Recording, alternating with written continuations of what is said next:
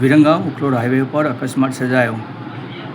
વિરંગામના ઉખલોડ નજીક બાઇક અને રિક્ષા વચ્ચે અકસ્માત સર્જાયો હતો, જેમાં 2 લોકોને ગંભીર ઈજા પહોંચી હતી, જ્યારે એકને સામાન્ય ઈજા પહોંચી હતી. 108ના મારફતે ઈજાગ્રસ્તોને નજીકની ખાનગી હોસ્પિટલમાં ખસેડવામાં આવ્યા હતા. ઉખલોડ નજીક આવેલા પેટ્રોલ પંપની બાજુમાં આ અકસ્માત સર્જાયો હતો, જેમાં 2 લોકોને ગંભીર ઈજા પહોંચી, જ્યારે એકને સામાન્ય ઈજા પહોંચી હતી. ઈજાગ્રસ્તોને 108ના મારફતે ખાનગી હોસ્પિટલમાં ખસેડવામાં આવ્યા હતા. રિપોર્ટર જગદીશ રાવળ, દિવ્ય ભાસ્કર, માંડલ.